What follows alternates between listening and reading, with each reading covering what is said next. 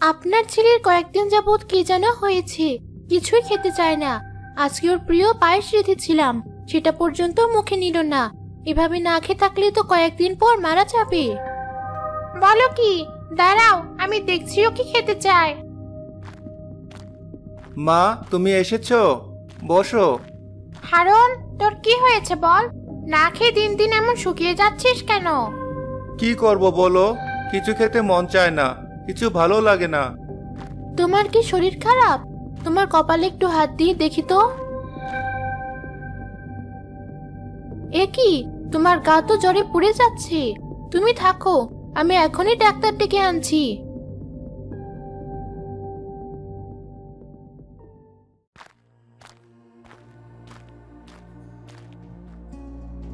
যা ভেবেছিলাম তাই, হারুনকেও বাকি সবার মতো অরুচির রোগে ধরেছে। অরুচির রোগ মানে? এই অরুচির রোগ কার শরীরে বাসা বাঁধলে সে ধীরে ধীরে খাওয়া দাওয়া বন্ধ করে দেয়, তারপর না খেতে খেতে একদিন মারা যায়। কি বলছেন এসব? আপনি তাহলে ওকে ভালো কোনো ওষুধ দিন, যেটা খেয়েও তাড়াতাড়ি ভালো হয়ে যাবে। আমার কাছে এ রোগের কোনো ওষুধ নেই। এই রোগের ওষুধ পাওয়া খুবই দুর্লভ, যার তার দ্বারা সেটা আনা সম্ভব না। কোথায় সেই ওষুধ? আপনি আমাকে বলুন, আমি যেভাবেই হোক আনার ব্যবস্থা করব।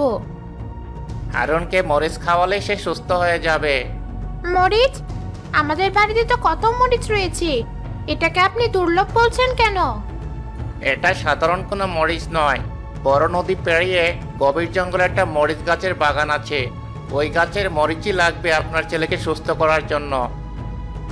আমি আনবো সেই মরিচ। কি বলছো এসব? তুমি যাবে ওই জঙ্গলে মরিচ আনতে? ওই মরিচ গাছ থেকে মরিচ আনা অত সহজ কাজ না। অনেক ভয়ানক প্রাণী থাকে ওই জঙ্গলে। যেভাবেই হোক আমি ওই মরিচ আনবই। আমার স্বামীকে বাঁচানোর জন্য আমার যা যা করতে হয় করব। তুমি যদি যেতে চাও তাহলে তাড়াতাড়ি যাও। আরুন ছাড়াও এই গ্রামের আরো অনেকে এই রোগে অসুস্থ হয়ে গেছে। তুমি ঠিক সময় মতো ওষুধটা আনতে পারলে হয়তো আমি ওদেরকেও বাঁচাতে পারবো। ঠিক আছে, আমি এখনই বের হচ্ছি। মা, আপনি দোয়া করুন আমি যেন সফল হতে পারি। এই নে কিছু খাবার, সাবধানে থাকিস। সুমি একাই বেরিয়ে পড়ল সেই দুর্লভ মরিচের খোঁজে। নদীতে গিয়ে সে এক মাঝির দেখা পেল। মাঝি চাচা, আমাকে নদীর পাড়ে ওই জঙ্গলটাতে নিয়ে যাবেন? তুমি একাই ওই ভয়ানক জঙ্গলটাতে যাবে? না, নিয়ে যাওয়া যাবে না তোমাকে। আমি আমার একটা সোনার কানের দুল দেব আপনাকে, তবুও আমাকে নিয়ে যান। ওখানে যাওয়া খুব জরুরি আমার। ঠিক আছে, সোনার কানের দুলটা দাও আমাকে। আপনাকে অনেক ধন্যবাদ চাচা, এই নিন।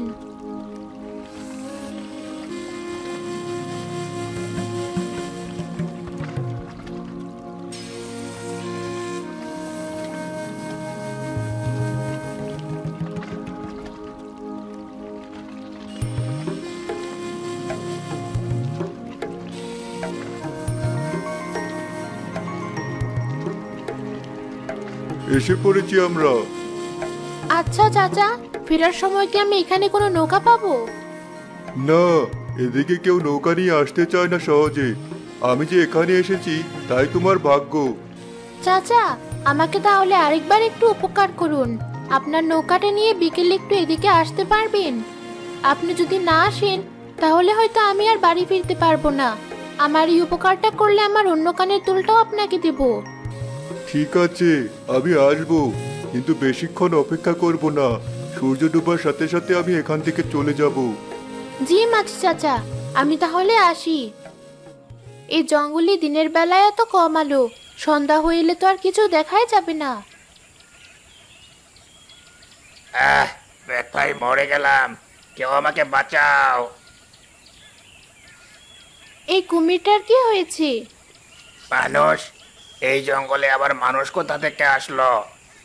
এই মেয়ে, তুমি আমাকে একটু সাহায্য করবে? কি সাহায্য? মেয়েটা এত দূর থেকে কথা বলছে কেন? দুদিন ধরে পা ভেঙে এখানে পড়ে আছি, খুব খিদে পেয়েছে। মেয়েটা আমার একটু কাছে আসলে ওকে খেয়ে আমার ক্ষুধা মেটাতে পারতাম। আমি কিন্তু তোমার সব কথাই শুনতে পেরেছি, চললাম আমি। আরে দাঁড়াও দাঁড়াও, আমাকে ফেলে রেখে যেও না। আমি খাবো না তোমাকে, কথা দিলাম। তোমার হাতের পোটলাটা থেকে খাবারের সুন্দর ঘ্রাণ বের হচ্ছে। ওখান থেকে আমাকে একটু খাবার দিয়ে যাও। আমি তোমার কাছে খাবার দিতে গেলে তুমি আবার আমাকে আক্রমণ করে বসবে না তো? না, আমি কথা দিলে সবসময় কথা রাখি। ঠিক আছে, এই নাও। তোমার এই দয়ার কথা আমি কোনোদিন ভুলবো না। তোমার বিপদে আপদে কোনো সাহায্য লাগলে আমি তোমার পাশে থাকবো। সুমি আরেকটু সামনে এগোনোর পর তার বড় একটা সাপের সাথে দেখা হলো। সাপটা সুমিকে দেখে সুমির পথ আটকালো। এই মেয়ে, কোথায় যাচ্ছ তুমি? বড় লাল মরিচের বাগান থেকে মরিচ তুলে আনতে। তোমার তো সাহস কম না। তুমি জানো ওই মরিচের বাগান কার? যার খুশি তার হোক, যেভাবেই হোক ওই বাগানের মরিচ আমার লাগবে। আমি তোমাকে এত সহজে ওই বাগানের কাজে যেতে দেব না। ওখানে যাওয়ার আগে আমার একটা ইচ্ছা পূরণ করতে হবে তোমার। কি ইচ্ছা? আমাকে এমন একটা জিনিস দেখাতে হবে যেটা এর আগে আমি কোনোদিন দেখিনি। নতুন নতুন জিনিস দেখতে ভালো লাগে আমার। ঠিক আছে, এই নাও। এটা আবার কে? এটা একটা কাচের গ্লাস। এই পাত্রে পানি ঢেলে খাই আমরা। এমন অদ্ভুত জিনিস তো আমি আগে কখনো দেখিনি। এর কোনো রং নেই, দেখতে পুরো পানির মতো স্বচ্ছ। এই গ্লাসে পানি রাখলে মনে হবে পানি উধাও হয়ে গেছে। দাঁড়াও, আমি তোমাকে দেখাচ্ছি।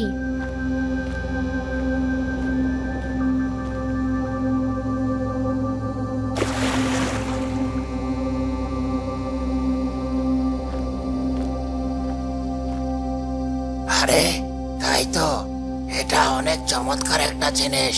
তুমি যদি আমাকে এই গ্লাসটা দাও তাহলে আমি তোমাকে এই পথ বেরোতে দেব। ঠিক আছে, আজ থেকে এই গ্লাস তোমার।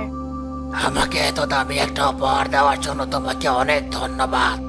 তুমি এই রাস্তা দিয়ে যেতে পারো।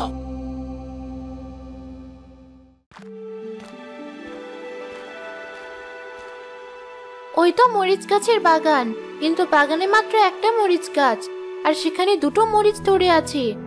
এত বড় মরিচ আমার একটা হলেই চলবে। মরিচটা ছিঁড়ে নিয়ে আসি। কে আমার কাছের মরিচ ছিঁড়ে নিয়ে যাচ্ছে? আমি। তুমি আমার কাছের মরিচ ছিঁড়ছো কেন? এমনিতে রাক্ষসের যন্ত্রণা একটা মরিচও কাছে রাখতে পারি না আমি। এর আগে আরো কত মরিচ গাছ ছিল আমার আশেপাশে। রাক্ষস সবগুলো মরিচ ছিঁড়ে ফেলেছে আর গাছগুলো তুলে ফেলেছে। তুমিও যদি আমার মরিচ ছিঁড়ে নিয়ে যাও আর কখনো এখানে মরিচ গাছ হবে না। আমার স্বামী সহ গ্রামের অনেকেই অসুস্থ। তাদেরকে ভালো করার জন্য আমার এই মরিচের খুবই দরকার। এক কাজ করলে কেমন হয়? আমার তো একটা মরিচের দরকার। আমি যদি আরেকটা মরিচ ছিঁড়িয়ে তার বীজগুলো পুরো বাগানে ছড়িয়ে দেই তাহলে কেমন হবে? খুবই ভালো হবে, কিন্তু তুমি আমাকে সাহায্য কেন করবে? তোমার মরিচ দিয়েই আমি সবার জীবন বাঁচাবো। তোমার কাছ থেকে আমি যেহেতু সাহায্য পাচ্ছি, তাই আমারও উচিত তোমাকে সাহায্য করা। ধন্যবাদ। তুমি তাহলে আমার মরিচ দুটো ছিঁড়ে নাও। সুমি একটা মরিচ ছিঁড়ে তার বীজগুলো পুরো বাগানে ছড়িয়ে দিল, আর অন্য মরিচ ছিঁড়ে তার হাতে নিল বাড়ি যাওয়ার জন্য।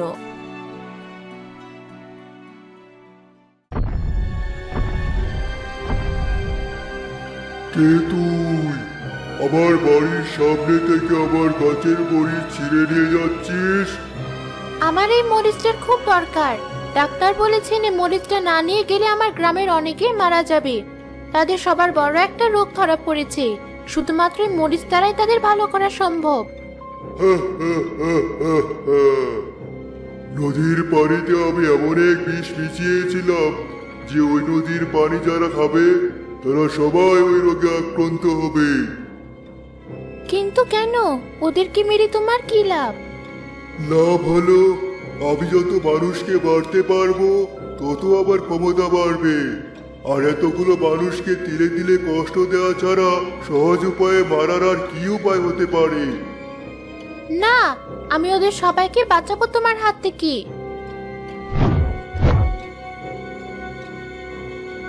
এই রে, তোর হাতের মরিচ আমি নিয়ে নিলাম। এখন কিভাবে বাঁচাবি তোর গ্রামের মানুষকে দেখি?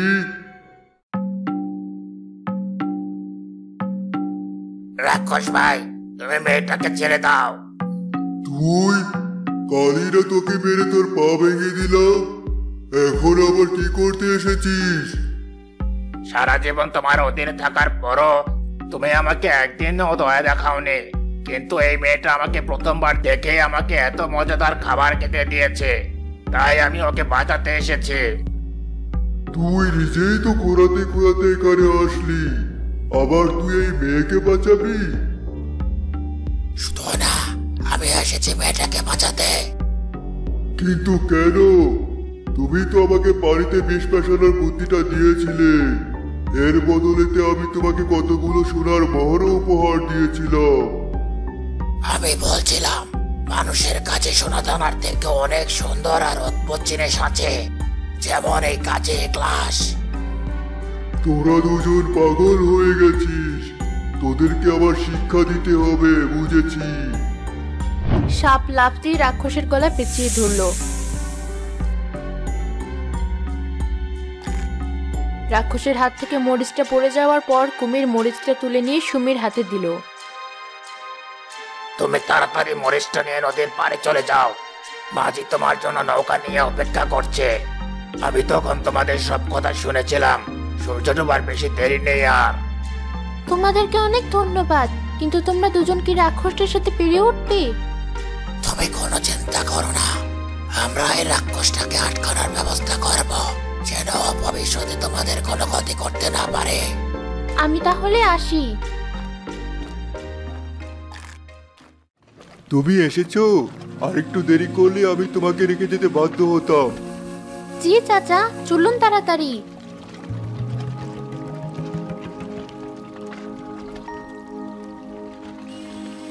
বৌমা, পেয়েছো ওই মরিচ?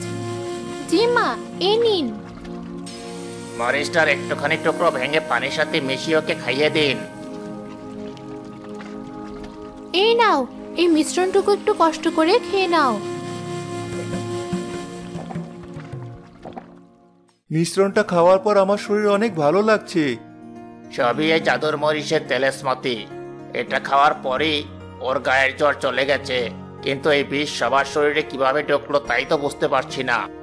জঙ্গলে এক ভয়ানক রাক্ষস পানিতে বিষ মিশিয়ে দিয়েছিল, তাই গ্রামবাসীদের এই অবস্থা। বুঝতে পেরেছি। এবার তাহলে তুমি গ্রামের সবাইকে বলে দাও এই মরিচের কথা।